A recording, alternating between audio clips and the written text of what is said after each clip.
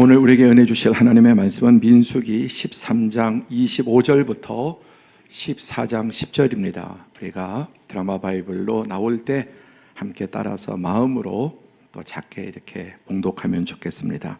함께 하나님의 말씀 듣겠습니다.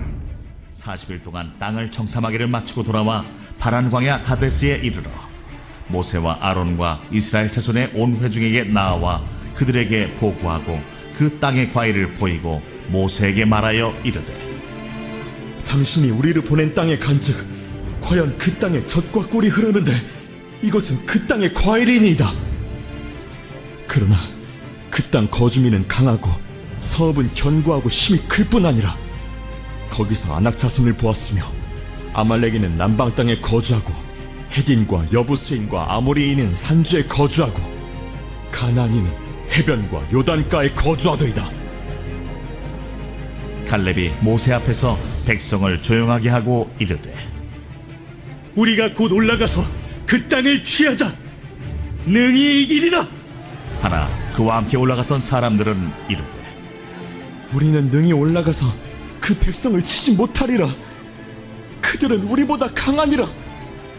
하고 이스라엘 자손 앞에서 그 정탐한 땅을 악평하여 이르되, 우리가 두루 다니며 정탐한 땅은 그 거주민을 삼키는 땅이요 거기서 본 모든 백성은 신장이 장대한 자들이며 거기서 네피림 후손인 아낙 자손의 거인들을 보았나니 우리는 스스로 보기에도 메뚜기 같으니 그들이 보기에도 그와 같았을 것이니라.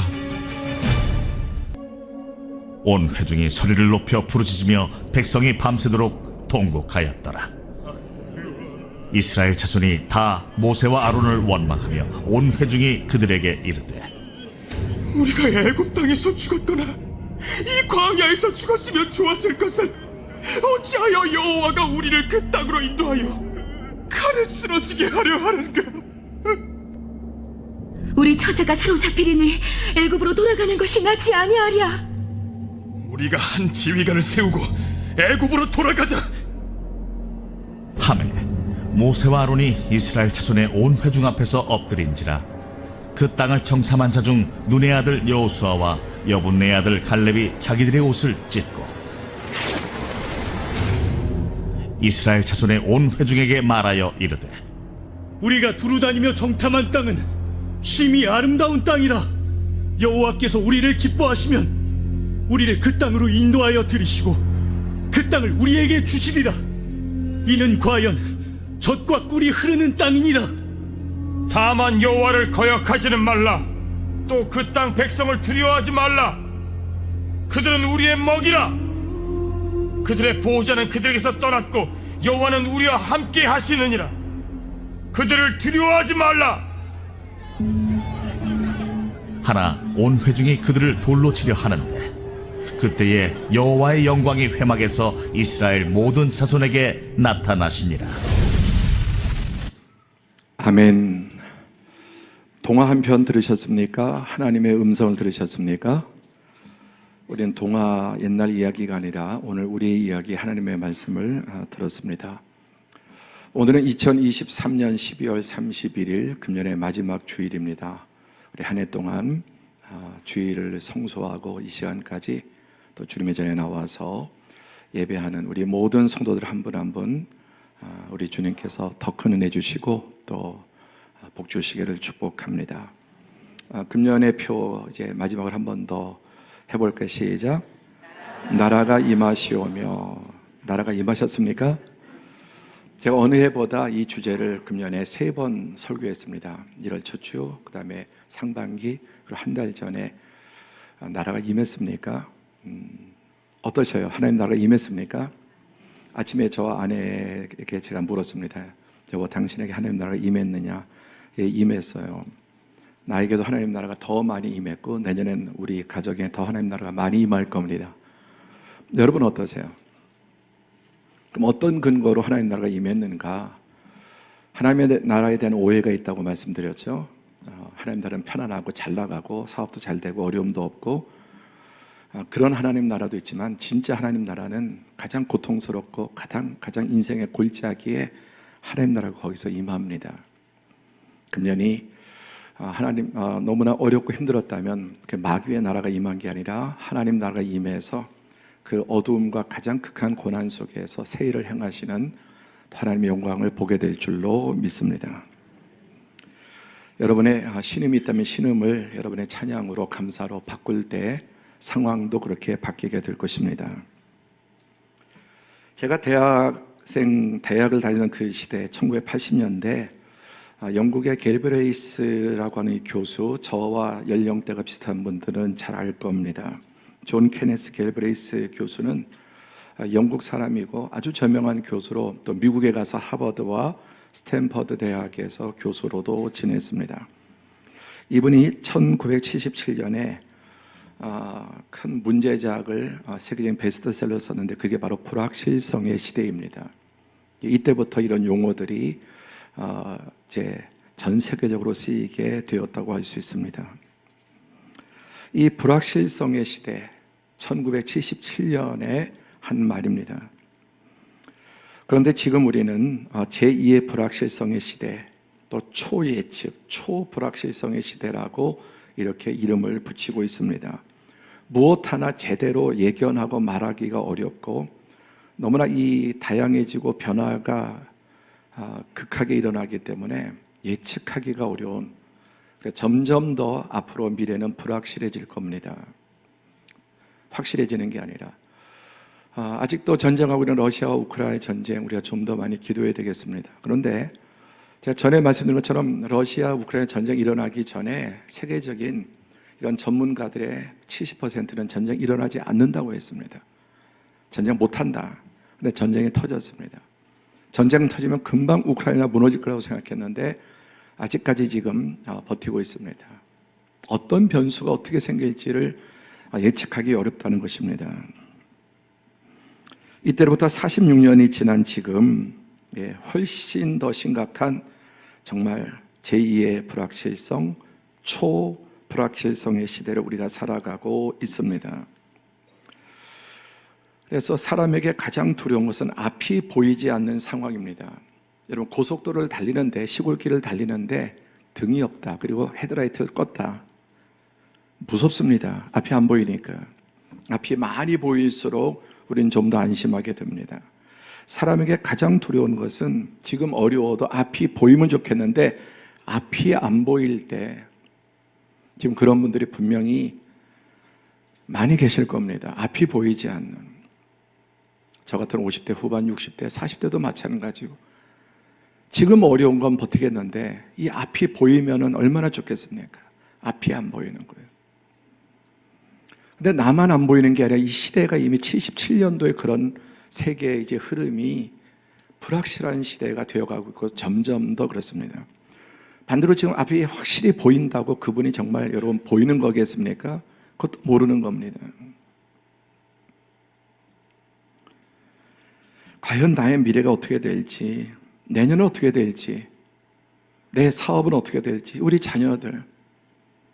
저도 이제 아들들이 30대 넘어서는데 이 녀석들이 장가는 갈 수 있을지, 이제 30대 이제 초반인데도 하여간 참 미래가 보이지 않는 부분들이 우리를 힘들게 합니다. 오늘 말씀의 제목은 같이 한번 읽어보죠. 시작. 예측자와 예언자와 예약자, 이 세 명 가운데 여러분은 어느 그룹에 있는지를 한번 살피면서 하나님의 말씀을 듣기를 바랍니다. 첫 번째, 예측자입니다. 예측이라는 말은 예상, 여러 자료와 경험을 종합하여 앞으로 일어날 일을 미리 추측하여 준비하는 것. 굳이 설명이 필요 없지 않습니까? 그래서 앞으로 어떤 일이 있을 건지, 어떻게 될지를 여러 자료, 경험을 종합해서 미리 추측해서 예측하는 대로 준비를 하게 됩니다. 그래서 기상 예측이라든지 경제 상황을 예측하는 전문가들이 많죠. 과학자, 통계청, 미래학 데이터, 또 빅데이터, 슈퍼컴퓨터 이런 것들을 통해서 계속해서 분석하고 미래를 예측을 시도를 합니다. 어떤 이 통계학자의 글을 인용하는데, 세상이 점점 복잡해지고 불확실성이 높아짐에 따라 올바른 판단을 위해 확률에 기반한 사고를 해야 한다. 그러면서 재밌는 표현을 했습니다. 신이 내린 불확실성의 저주를 푸는 열쇠가 바로 확률이다. 아마 여러분 가운데 통계학이나 미래학을 공부한 분도 있을 겁니다. 신이 내린 불확실성의 저주를 푸는 열쇠가 바로 확률이다. 네. 점점 더 복잡해질수록 더 꼬이고 더 변수들이 많아집니다. 복잡해질수록 더 불확실해지는 거죠.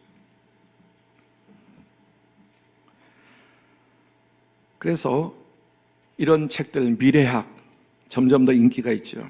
2030년 미래 예측, 40년 미래 예측, 50년 미래 예측. 그리고 이런 컨퍼런스, 특별히 기업이나 여러분 회사의 경영자, CEO, 높은 직급에 있는 사람일수록 이 미래에 대한 예측에 극도로 민감하게 준비하고, 그러지 못하면 잘 나가던 회사 그냥 하루아침에 무너질 수 있고요. 모든 사람이 예측하지만 높은 직급에 있을수록 더 이런 부분을 민감할 수밖에 없습니다. 저도 부단히 끊임없이 예측합니다. 그래서 이 예측의 여러 가지 데이터들, 경험들, 자료, 통계, 그래서 컴퓨터에 입력하고 또 전문가들이 모여서 또 팀을 구성하고 등등. 그래서 모든 사람은 다 예측자입니다. 예외 없이. 저나 여러분이 다 예측하며 살아갑니다. 그렇지 않습니까?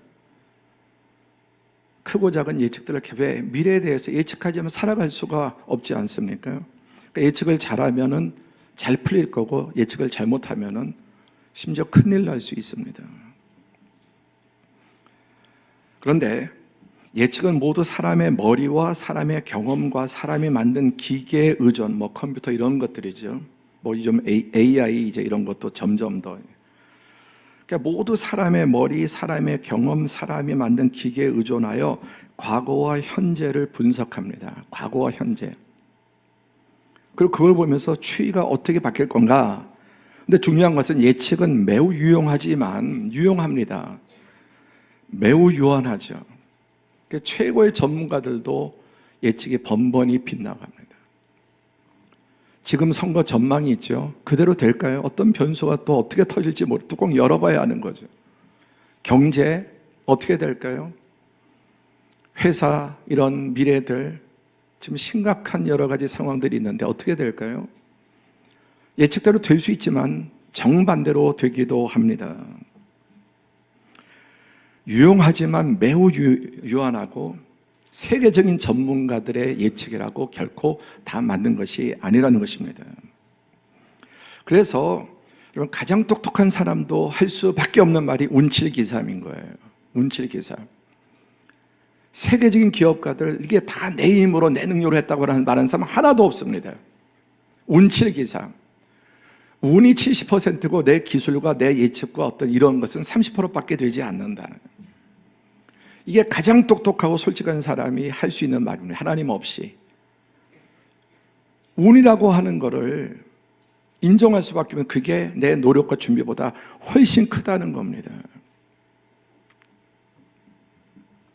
코로나 때 수많은 기업들이 무너졌지만 수많은 새로운 기업들이 기회를 얻었어요. 코로나가 기회가 되었습니다. 넷플릭스라든지 아마존이라든지 이루다 헤아릴 수 없는 모더나 이런 회사들 코로나 때 완전히 정말 초대박이 터졌습니다. 요즘은 이렇게 좀 바꿔서 말합니다. 운칠기삼은 사실 기삼운칠이다. 그러니까 운을 먼저 앞세우지 말고 내가 열심히 노력하고 모든 것에 그런 사람에게 또 운도 따른다. 그런 좀 더 겸손한 표현 같습니다. 그러니까 이 예측하는 것들이 유용하고 예측을 잘해야 되죠. 우리 모두 예측 안 할 수 없습니다. 잘하는 사람 살아남고 잘못하면 엎어집니다. 그런데 그게 충분하지 않습니다. 전도서 3장 11절에 보면 시작. 그러나 하나님이 하시는 일의 시종을 사람으로 측량할 수 없게 하셨도다.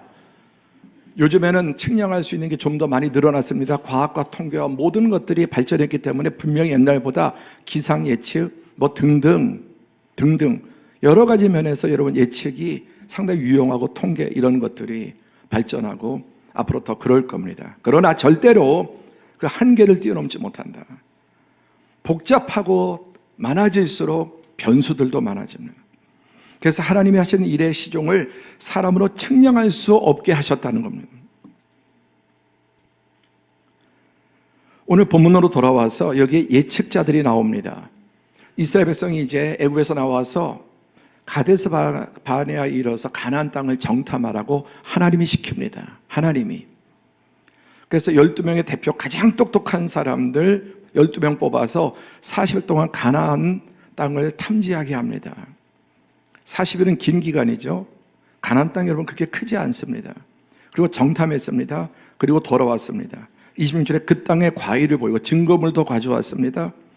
그리고 말하되 정말 그 땅이 젖과 꿀이 흐르는 땅인데 과일을 증거물을 가져와 세상에 이 포도송이 얼마나 큰지 작대기에 꿰어서 둘이 메어야 될 정도로 이 포도가 그렇게 큰 거예요. 이거 다 뭡니까? 데이터들이라는 데이터 증거물들이라는. 잘 보셔요. 그냥 그 땅에 있는 거 실제 상황을 우리가 좋아하는 팩트를 그대로 이제 가져온 증거물까지. 그리고 그 땅 거주민은 강하고 성읍은 견고하고 힘이 클 뿐만 아니라 이것도 다 팩트입니다. 거기에 아낙 자손을 보았고 아말렉이는 남방 땅에 헷사람과 여부스 사람과 아모리 사람은 산지에 그리고 가나안 족속은 해변과 요단가에 거주하는. 땅은 너무너무 좋은데 성이 견고하고 크고 거주민은 강하고 성읍도 힘이 크고 아낙 자손은 거인족입니다. 거기다 헷사람, 여부사람, 아모니 사람은 뭐 산지에 또 남방에 해변가에 꽉 들어차 있는 거예요. 다 통계고 사실입니다. 그래서 결론이 무엇입니까? 이스라엘 자손 앞에서 그 정탐한 땅을 악평하여 이르되 이제 팩트를 넘어서 평가를 합니다. 자료만 가지고 안 되잖아요. 평가를 해야 되지 않습니까? 그 정탐한 땅을 악평하여 이르되 우리가 두루 다니며 정탐한 땅은 그 거주민을 삼키는 땅이요 사람을 삼키는 땅이고 거기서 본 모든 백성은 신장이 장대한 자들이며. 여기 독소가 들어갑니다. 가나안 족속이 다 장대하지 않습니다. 아낙 족속만 장대해요. 그런데 여기에 과장이 들어가고 개인적인 자기의 사견이 들어갑니다. 과장입니다. 거기 본 모든 백성은 신장이 장대한 자들 아닙니다. 거기에 네피림 후손인 아낙 자손의 거인을 보았더니, 그러니까 여기에 탁 꽂혀서 이 거인들에게 초점하셔서 가나안 땅에 7족속이 살고 있는데 다 거인일 수가 있겠습니까? 거인도 있고 소인도 있고 중인도 있는 거예요. 팩트 같은데 거기에 이제 의견이 들어가면서 개인적인 주관이, 잘못된 주관이, 과장된 주관이 들어갑니다. 그래 마지막 결론이 뭡니까? 우리는 스스로 보기에도 메뚜기 같으니 그들이 보기에도 그와 같았을 것이라. 자, 우리가 메뚜기라고 하는 거는 여러분 팩트입니까? 아닙니다. 아닙니다. 그들이 보기에도 우리가 그럴 거다. 정반대예요. 가나안 족속들은 이스라엘 때문에 완전히 마음이 물같이 다 녹아져 있으면 두려웠습니다. 그래서 성을 더 쌓고 더 무기를 준비하고 완전히 바짝 쫄아 있었습니다. 다 과학적인 사실 같고 다 사실이고 데이터 같은데 그 데이터를 해석하는 과정에서 과장이 그리고 잘못된 그런 독소적인 것들이 들어가서 우리 스스로 보기에 메뚜기 같았고 그들이 보기에도 그와 같을 것이다. 아닙니다. 가나안 족속이 볼 때 이 히브리 민족은 여호와 하나님 애굽에서 나오는 이 과정의 이야기를, 그 놀라운 이야기를 다 들었습니다. 완전히 그들은 정말 바짝 쫄아 있었다. 이게 과학이라든지 전문가라든지 데이터의 한계입니다.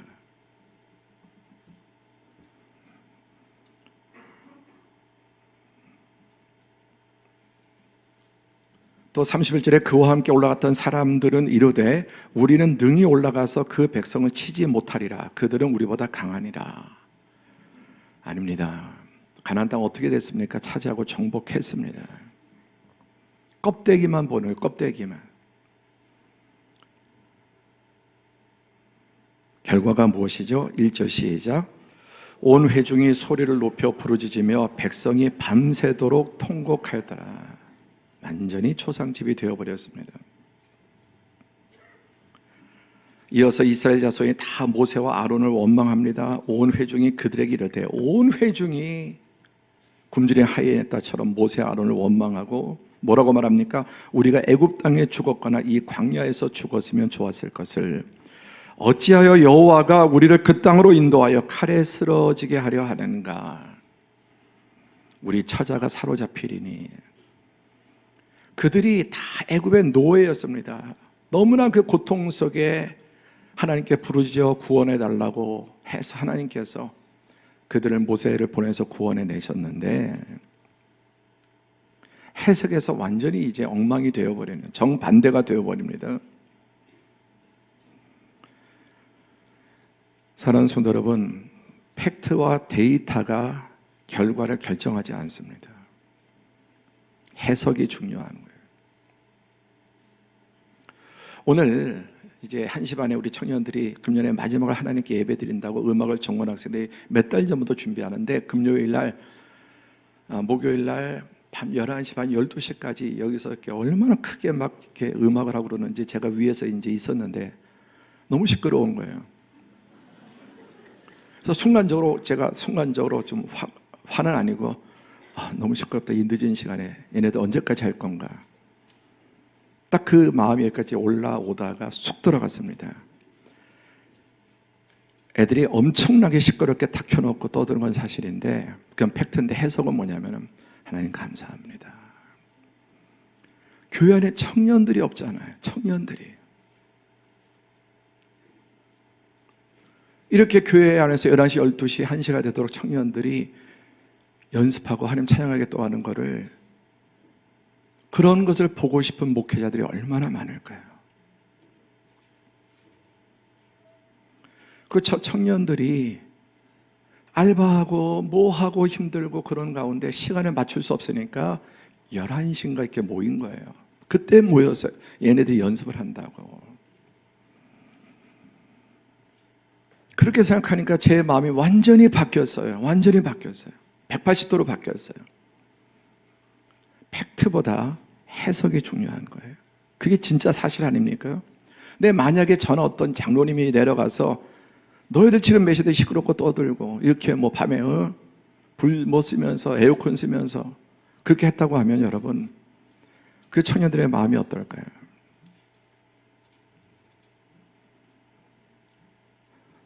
그래서 연습 끝나고 또 다음날 연습할 때 저녁 맛있는 거 사주라고. 맛있는 거 사주라고.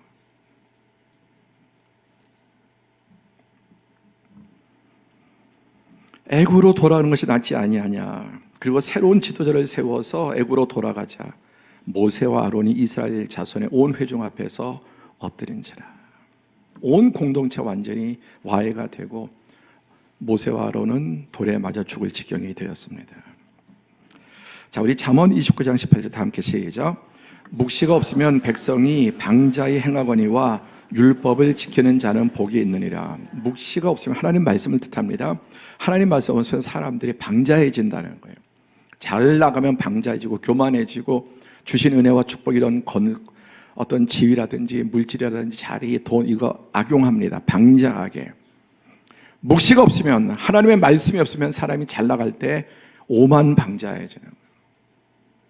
그리고 묵시가 없으면 사람이 인생의 계곡에 떨어졌을 때 거기서 그냥 주저앉아 버리고 포기해 버리고 하나님을 원망하고 거기에서 하지 말아야 될 그런 반칙들을 하게 되거나. 그러나 묵시가 있는 사람, 하나님의 말씀 있는 사람은 잘 나갈 때 겸손하고 두려운 거예요. 더 긴장하는 거예요. 그리고 가장 어렵고 힘들 때, 그때 하나님의 말씀을 붙잡고 그 어려운 시간을 이겨내고 견뎌내는 겁니다. 자, 예측자들, 우리 모두는 예측자들입니다. 예측이 중요합니다. 잘해야 합니다. 그러나 예측으로만 인생을 끝까지 성공할 수 있을까요? 인생은 수많은 변수들로 지뢰들로 가득합니다. 두 번째 예언자들, 예언은 무엇입니까? 미래 일을 짐작하여 말하거나 또는 그 말, 계시나 신탁, 신통력, 사기꾼들도 있지만 미래 일을 짐작하기보다는 이 예언은 어떤 계시, 신으로부터 주어진 신탁을 받아서 이제 말하는 걸 예언이라고 합니다. 예. 그래서 미래에 대해서, 아직 오지 않은 미래에 대해서 말하는 겁니다. 우리는 너무나 미래를 알고 싶어 합니다. 모든 사람이 똑똑해도 배워도 마찬가지입니다.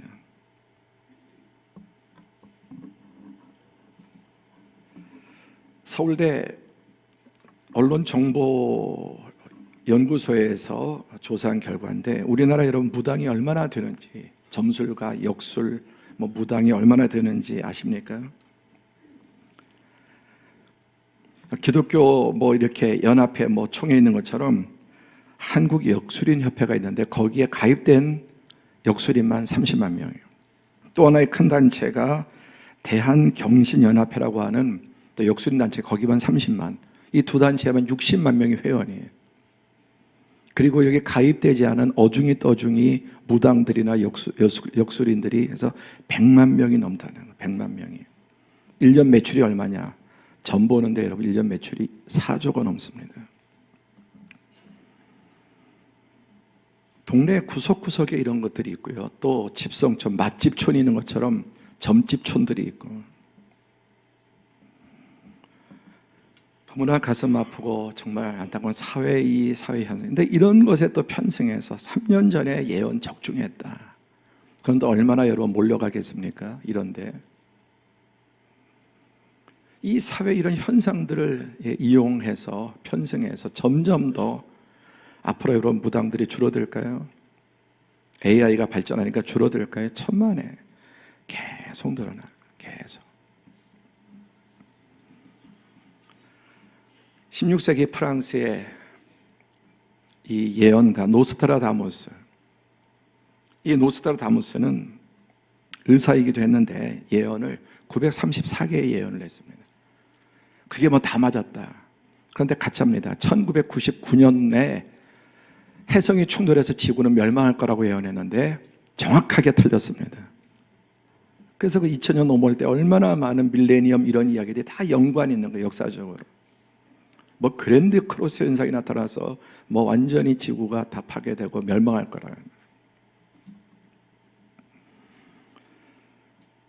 이게 우리나라 방송이나 유력한 메이저 신문사에서 연말이 되면 항상 하는 거예요. 역술인 100명이 내다본 올해 대한민국 국군. 또 누가 또 정치가 나오면 또 그 사람의 운세가 또 대통령이 지금 아주 전성기죠. 또 아주 대목입니다. 2024년도 푸른 용의 해. 제가 용띠입니다. 그래서 여러분 이게 띠 말하지만 그리스도인들은 무슨 띠냐 이런 거 말하지 말. 이게 다 역술에서 오는 주술적인, 그리스도인들은 사회 속에 쓰지만 최대한 쓰지 않는 게 좋아요. 최대한. 그러면서 내년에 푸른 용띠가 어떻고 신문사마다 기독교 신문 외에는 다 이런 거 취재하고 유튜브도 보면 난리가 아닙니다. 그런데 여러분 여기에 두 가지가 있습니다. 열왕기상 22장 22절에 보면은 아합이라고 하는 악한 왕을 하나님이 심판하시는데 때가 됐습니다. 하나님이 심판도 때가 있는데 심판할 때가 됐을 때 어떻게 심판하는지를 보세요. 한 영이 나와 여호와 앞에 서서 말하되 내가 그를 꾀겠나이다. 여호와께서 그에게 이르시되 어떻게 하겠느냐 이르되 내가 나아가서 거짓말하는 영이 되어 그의 모든 선지자들의 입에 있겠나이다. 아합 밑에 400명의 선지자가 있었어요. 400명의 이 어용 거짓 선지자들이죠. 그래서 한 영이 사단의 영이죠. 그래서 내가 아합 가서 거짓말한 영이 되어서 그의 모든 선지자들에게 일구여일하게 거짓말을 넣어주겠다. 거짓 계시를 넣어주겠다. 여호와께서 이르시되 너는 꾀겠고 또 이루리라. 나가서 그리하라 하셨은즉. 여러분 사단도 하나님의 다스리세요. 6계도 나오지만 그래 그렇게 해라 허락하셔요. 하나님이 이 아합을 심판하시는 방법이 거짓말하는 영을 그에게 가게 하셔서 거짓말에 속게 하시는 거예요. 23절에 이제 여호와께서 거짓말하는 영을 왕의 이 모든 선지자 입에 넣으셨고 또 여호와께서 왕에 대하여 화를 말씀하셨느니라. 이 선지자는 누굽니까? 아합 왕에게는 시드기야 400명의 거짓 선지자들이 계속 아합에게 예언을 해, 축복의 예언들을. 이 악한 권력자들은 뭐 이런 것까지나 걸탁이 되어 있죠. 가장 악한 왕이었습니다, 이스라엘 역사 가운데. 그런데 거기에 미가야라고 하는 선지자가 있는데 딱 한 명이에요. 하나님의 진짜 선지자. 그래서 이 앞에 이 절이 지금 미가야가 하는 말, 하나님으로부터 정말 받은 겁니다. 그래서 거짓말한 영들이 들어가서 다 그렇게 예언자들이 말할 거고 왕은 그 말을 들을 거고 그리고 이번 전쟁에 나가서 왕은 죽을 거다라고. 그래서 미가야 선지자 한 사람의 예언을 듣고 그때 여호사밧이 남쪽 이스라엘 유다의 왕인데 함께 연합해서 전쟁하자고 아합이 했는데 아합 왕은 거짓 선지자들의 말을 듣고 예언을 듣고 나가려고 합니다. 여호사밧은 아니다. 좀 다른 말을 들어보자. 딱 한 명 미가야. 미가야는 이번 전쟁에서 패한다. 나가지 마라. 가면 죽는다. 그래서 어떻게 됩니까? 아합이 이 말 듣고 이제 두렵잖아요. 그래서 변장하고 왕이 쫄병 옷을 입고 나가고 그 왕의 술에 쫄병을 태우고 근데 화살이 날아서 정확하게 아합을 관통해서 죽었습니다.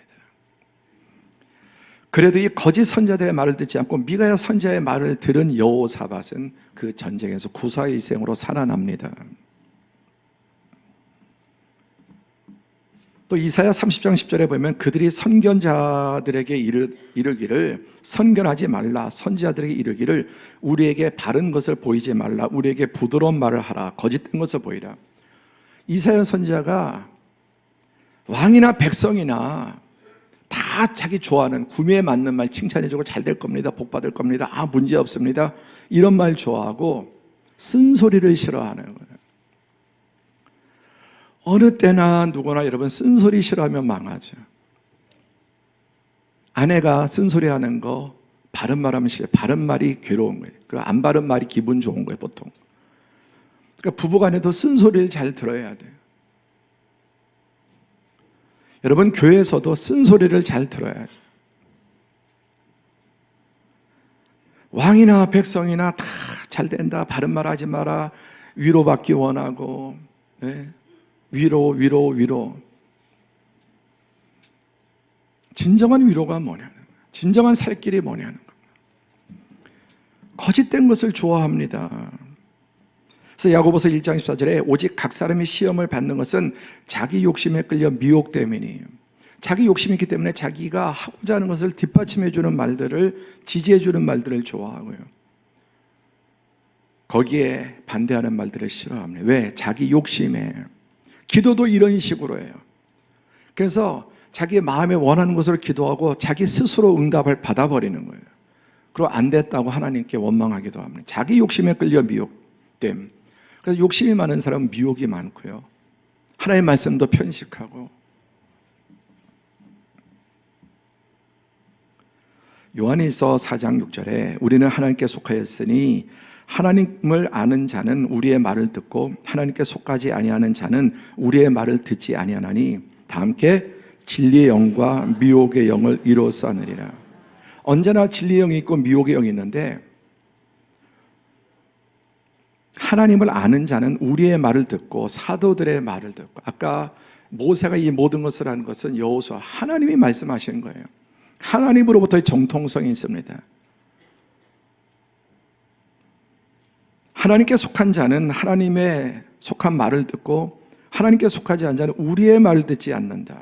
그래서 진리의 영을 따르느냐 미혹의 영을 따르느냐를 이로써 하는 거예요. 누구의 말을 듣느냐.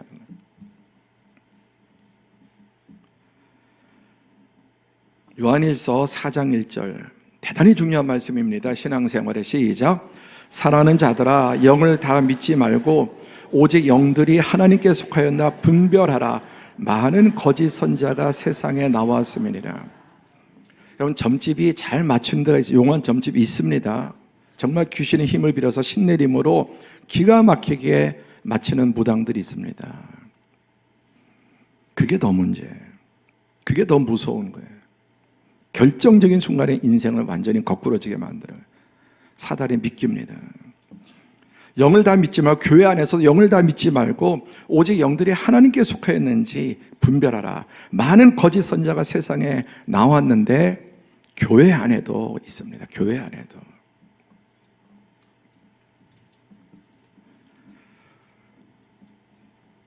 여러분, 주의, 제가 말씀드렸습니다. 교회 바깥에 어디 뭐 가정제다 이런 데 가서 예언기도 특별히 하는데 자꾸만 이렇게 가고 좋아하고, 차마 무당집은 갈 수 없고 점집은 갈 수 없고, 교인 중에도 점집 가는 분이 있어요. 권사님 중에도. 얼마나 무서운지. 그 성경 영적인 음녀라고 하는 거예요. 하나님과 우상을 겸하여 섬기고, 하나님께서 시원하게 대답하지 않으니까 무당에 가서 또 왜? 자기가 원하는 걸 하나님께서 그런 식으로 맞춰주지 않거든요. 하나님이. 교회에서는 안 들린대. 본인의 귀가 막혀 있는 거 아닐까요? 그래서 우리 교회에서는 안 들려서 어디 재단에 가고 어디 누구 가고 거기서 예언 기도 봐요. 왜? 좋다 잘한다 잘 될 거다, 열릴 거다. 영을 다 믿지 말고. 여러분, 사람도 두 집 살림하면 안 되고 신앙생활도 두 집 살림하면 안 되는 거예요. 어떤 무슨 사례를 듣고 제가 지금 이렇게 말씀드린 게 절대 아니에요. 어떤 정보도 없습니다. 그런데 그 안에 다 있어. 교회 안에 원래 보통 한 5% 가까이는 이 교회도 가고 저 교회도 가고, 훌륭한 목사님들 얼마든지 많이 들으세요. 검증된. 그러나 어떤 뭐 교회 뭐 무슨 기도 재단 이런 데 계속 가고 모임에 계속 가는 것은 잠깐 좋을지 모르지만 끝이 좋지 않아요. 결국은 탈선합니다. 혼자 기도가 응답받았다는 분이 아주 조심해야 돼요. 성도들끼리 좀 기도한다는 분들이 응답받아 하나님의 음성 들었다. 그거 아주 위험한 겁니다. 검증받아야 돼요. 그래서 그런 사람 말 듣지 마세요. 교회 안에서도 혹시 내가 하나님의 음성을 듣고 뭐 이렇게 하고, 그거 아주 위험한 거예요. 대신 하나님 말씀을 공부하세요. 제자훈련 좀 받으시고 성경대학 공부하시고, 그래야 분별을 하는 겁니다. 설교만 가지고 안 돼요. 하나님 말씀 체계적으로 공부하셔야 됩니다. 저 분명히 경고했습니다. 네. 자, 하나님의 언약 어떻습니까? 창세기 12장 6절, 아브라함을 처음 부르실 때부터 여호와께서 아브라함에 나타나 이르시되 내가 이 땅을 내 자손에게 주리라고 약속하셨어요. 언약이요. 또 17장 7절 8절에 내가 내 언약을 나와 너 및 내 대대 후손 사이에 세워서 영원한 언약을 삼고 너와 내 하나님의 너 후손의 하나님이 되리라. 내가 내 언약을 나와 너 사이에 그리고 대대로 맺어서 후손 사이에 세워서 어떤 언약? 영원한 언약을 삼고 내 후손의 하나님이 되리라. 8절 시작. 내가 너와 내 후손에게 내가 거류하는 이 땅 곧 가나안 온 땅을 주어 영원한 기업이 되게 하고 나는 그들의 하나님이 되리라. 또 26절에 가서 이 다음에 아브라함에게 6번 말씀하세요. 이 약속을 가나안 땅을 주겠다. 그리고 내 후손에게 주겠다. 그리고 그것은 한 400년 지나야 된다고 다 말씀하세요. 그 다음에 아브라함이 죽고 이삭에게 나타나셔서 여호와께서 이삭에게 나타나서 애굽으로 내려가지 말고 내가 내게 지시한 땅에, 이 땅에 지금 어려워도 버텨라. 함께 하죠. 어려워도 버텨라. 어려워도 버텨야 돼. 잠깐만 도망가려고 딴 데로 방향, 이 땅에 내가 지시할 땅에 있어라. 왜? 여기에 약속이 있으니까. 이 땅에 거류하면 내가 너와 함께 있어 내게 복을 주고 내가 이 모든 땅을 너와 내 자손에게 주리라. 내가 내 아버지 아브라함에게 맹세한 것을 이루어 내 자손을 하늘의 별과 같이 번성하게 하며 이 모든 땅을 내 자손에게 주리니 내 자손으로 말미암아 천하 만민이 복을 받으리라. 계속해서 하나님 말씀하시고 또 말씀하시고 또 말씀하세요. 그리고 드디어 이제 약속한 때가 돼서 출애굽기 13장 5절에 모세를 부르시면서 뭐라고 하세요?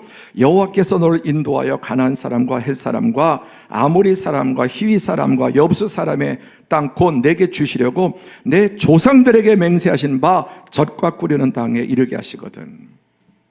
모세를 부르면서 내가 부른 것이 우발적으로 부른 게 아니라 이미 이렇게 아브라함 때 이삭과 야곱에게 최소한 7번 이상 또 반복해서 말씀하신 것을 이제 그리고 400년 지나서게 될 거라고 말씀하시잖아요. 때가 참에 너를 통해서 이 일을 이루어서 내 백성을 적과 구린 땅으로 데려가겠다. 레위기에도 내가 전에 너의 이르기를 너희가 그들의 땅을 기업으로 받을 것이라. 제가 한 달 동안 계속해서 성탄절 전후에서 성경을 창세부터 요한계시록까지 그 구절만이 아니라 어떻게 이게 이어져 오는지 맥락이 선과 면과 입체 어떻게 되는지를 말씀을 드렸습니다. 나는 너희를 만민 중에서 구별한 너희의 하나님 여호와니라. 이게 예언으로 말씀하신 겁니다. 예측은 맞기도 하고 틀립니다. 이 잘 맞는 사람이 더 조심해야 돼요. 결정적인 순간에 한 방으로 다 잃어버릴 수 있어요. 그 인간의 한계예요. 그러나 예언도 거짓이 있습니다. 하나님의 진리의 말씀을 통해 역사를 통해 성경을 통해 그 하나님의 말씀이 과연 이루어지고 있는지를 정확하게 볼 수 있어야 돼요. 예약은 뭐냐? 예측에 대해서 말씀드렸습니다. 필요하다. 예언에 대해서 가짜가 있고 진짜가 있는데 진짜는 하나님의 말씀인데 1.1획도 틀리지 않고 이 하나님의 말씀은 역사 속에서 지금까지 다 이루어져 왔다. 우리는 역사 속에서 이것이 이루어졌는지 안 이루어졌는지를 우리는 분명하게 확인할 수 있습니다.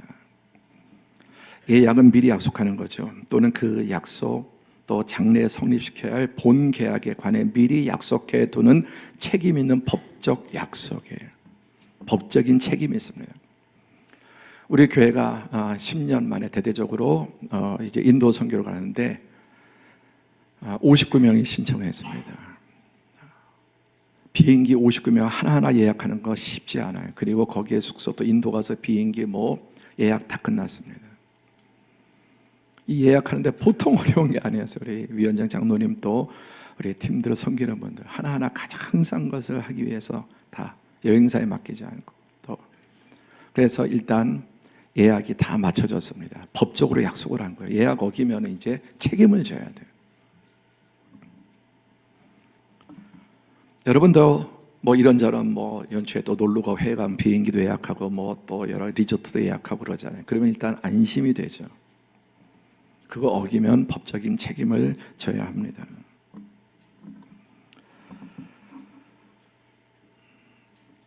오늘 본문에서 하나님께서는 다시 여호와께서 모세에게 말씀하여 사람을 보내서 가나안 땅을 정탐하라고 시키십니다. 그리고 가장 똑똑한 지파 가문마다 한 명씩 12명을. 그래서 3절에 모세가 여호와의 명령을 따라 바란 광야에서 그들을 보냈으니 그들은 다 이스라엘 자손의 수령된 엘리트들을 뽑아서 보냈습니다. 그래서 아까 이 예측한 그 사람들 10명의 정탐을 하나하나 다 자료를 가지고 팩트를 가지고 통계를 가지고 증거물을 가지고 했답니다. 그러나 갈렙과 여호수는 백성들 조용하게 시키고 이르되 우리가 곧 올라가서 그 땅을 취하자 능히 이기리라. 전혀 다른 말을 내놓습니다. 이들이 이렇게 슬퍼하고 자절하면서 옷을 찢으면서 그 광분하고 있는 이스라엘 백성들에게 말하되 7절에 우리가 두루다니며 정탐한 땅은 심히 아름다운 땅이라. 차이가 뭔지 보세요. 여호와께서 우리를 기뻐하시면 우리를 그 땅으로 인도하여 들이시고 그 땅을 우리에게 주시리라. 누가 들어있습니까? 여호와가 들어있어요. 함께 하죠. 여호와께서 우리를 기뻐하시면 하나님이 그들을 기뻐하세요? 기뻐하지 않으세요? 기뻐하세요. 언약을 맺어서.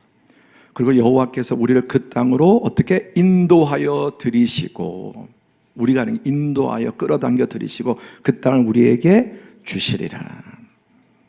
한 가지만 잘하면 된다. 여호와를 거역하지 마라. 함께 하죠. 여호와를 거역하지 마라. 다만 여호와를 거역하지. 이것만은 하지 마라. 그러기만 하면은 그 땅을 하나님께서 약속한 대로 주신다. 그런데도 불구하고 온 회중이 그들을 돌로 치려 하는데 그때 여호와의 영광이 회막에서 이스라엘 모든 자손에게 나타나십니다. 그리고 심판하세요. 원망하고 모세를 죽이자고 하고 애굽으로 돌아가자고 한 그들, 우리를 죽이려고 이끌어왔다고 말한 그들, 너희의 시체는 이 광야에서 엎드러질 것이요 너희 자녀들은 너희 반역한 죄를 지고 너희의 시체가 광야에서 소멸되기까지 40년을 광야에서 방황하는 자가 되리라. 무당말 들으면 인생에 40년 여러분 방황할 수 있어요.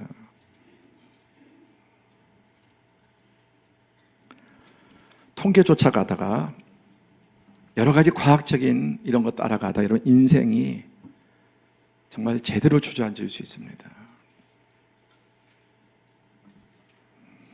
그들의 결과가 무엇입니까? 그리고 10명의 이 정탐꾼 백성들을 선동해서 여호와를 반역하고 모세를 죽이고 애굽으로 돌아가자 했던 그들 37절에 곧 그 땅에 대하여 악평한 자들은 여호와 앞에서 재앙으로 죽었고 38절 시작 그 땅을 정탐하러 갔던 사람들 중에서 오직 눈의 아들 여호수아와 갈렙은 생존하니라. 아멘. 우리가 이 말씀 여러분 신앙생활 오래 하신 분들은 꽤 많이 들었을 겁니다. 그런데 우리는 아직도 10명의 정탐꾼에 있을 가능성이 많아요. 예배 때는 아멘하고 그런데 회의 때 보면 결국 10명 정탐꾼처럼 말해요. 말씀을 들을 때는 아멘하는데 회의 때 보면은 12명의 정탐꾼처럼 10명의 정탐꾼처럼 말해요. 좌절하게 하고 두려워하게 하고 무너지게 하고 인간적인 하나님을 바라보지 못하게 만들려고 계산기만 두드리고 있고 팩트만 가지고 상황이 어떻고 경제가 어떻고 이런 것만 보지 하나님의 말씀을 들으려고 하지 않아요. 수십 번을 들어도 아직까지 10명의 정탐꾼의 삶을 살고 있는 여러분 교인들이에요. 오래 믿어도 그런 분들이 많습니다. 10명의 정탐꾼과 여호수아 갈렙의 차이는 육안은 똑같아요. 똑같이 봤습니다. 그 모든 것은 여호수아 갈렙도 똑같이 통해요. 정말 아름다운 땅이. 근데 다른 게 뭐냐면 영안이에요. 영안. 함께 영안. 영적인 귀. 이 세상 사람들 다 예약하는 사람들이에요. 다 예측하는 사람들이에요. 팩트를 보고. 근데 해석에서 여러분 중요하다는 거예요. 해석에서 팩트도 어떻게 해석하냐에 따라서 완전히 상황이 달라지는 거예요. 그보다 중요한 게 뭐냐면 영안이 있어야. 제가 청년들 11시, 12시까지 연습하는데 짜증이 날 수도 있고 얘네들 왜 이 시간에? 그건 사실은 팩트가 아니라 내 해석이 잘못된 거예요. 이 친구들은 가장 하나님 앞에 뜨겁게 헌신하고 지금 준비하고 있는 거예요. 무슨 돈을 주는 것도 아니고 해석이 중요해요. 근데 영안이 있는 사람의 해석은 하나님을 바라보는 것입니다. 그 문제 모든 것에 하나님의 약속을 더 여러분 결정적으로 바라보는 것입니다. 함께 보면 시작. 예언의 목적은 예약입니다. 하나님 우리에게 예언을 주신 것은 예약이에요. 예약하라는 겁니다. 그게 바로 믿음이고 아멘하는 겁니다. 여러분 지금 이게 2절이 예약해 놓은 거 있으면 든든하잖아요. 그러니까 세상의 것들은 틀어질 수가 있어요. 뭐가 문제가 생겨 틀어질 수 있지만 하나님의 말씀으로 그것을 받고 아멘하면은 그 예약은 절대로 여러분 펑크나지 않습니다. 그래서 예언을 주신 겁니다. 왜? 지금 바로바로 이루어지는 게 아니라 하나님의 때가 있기 때문에 이루어질 때가 있기 때문에 아브라함이 약속하셨지만 아브라함아 400년 지나야 돼. 400년 지나야. 그때가 가장 좋은 때이기 때문에 우리도 하나님의 말씀이 이루어질 때가 있습니다. 믿음이 있어야 그때까지 버틸 수 있고 떠나지 않을 수 있는 겁니다.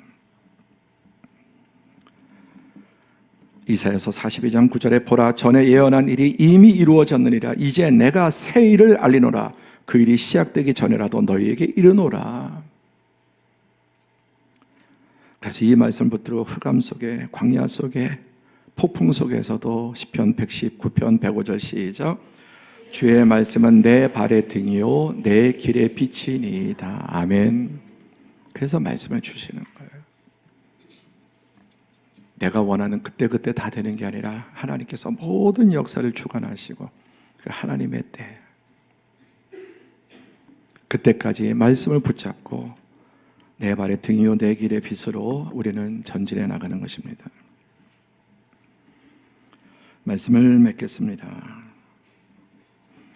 우리는 예측자로 살아갈 수밖에 없습니다. 끊임없이 그 한계를 인정해야 합니다. 예언자들이 있는데 가짜를 여러분 두려워하고 경계해야 됩니다. 잘못된 해석을 하는 사람들을 두려워해야 되고 경계해야 합니다. 우리는 예언할 수 없지만 주신 예언의 말씀, 역사 속에서 검증된 이 말씀을 믿음으로 받고 하나님의 말씀을 신뢰하고 순종할 때 하나님의 놀라운 그 가나안의 은혜와 복이 예약되는 줄로 믿습니다. 사랑하는 성도 여러분, 2024년 여러분 내년 어떻게 예측하고 있습니까? 그 여러분의 예측에 하나님의 말씀이 있습니까? 여러분의 모든 계획과 생각 속에 하나님의 말씀이 있습니까? 하나님의 음성이 들어 있습니까? 그리고 상황, 이 모든 것보다 이 모든 것을 바꾸기도 하시고 뒤집기도 하시고 이루기도 하시고 막기도 하시는 주권자 하나님, 그 하나님을 믿는 믿음 안에 여러분 2024년도 예측을 넘어서 거짓된 전망 예언을 넘어서 하나님의 진리의 말씀을 받으시고 그 말씀을 붙잡고 전진함으로 우리의 삶의 영육간에 적과 꿀이 흐르는 땅이 되기를 주님의 이름으로 축원합니다.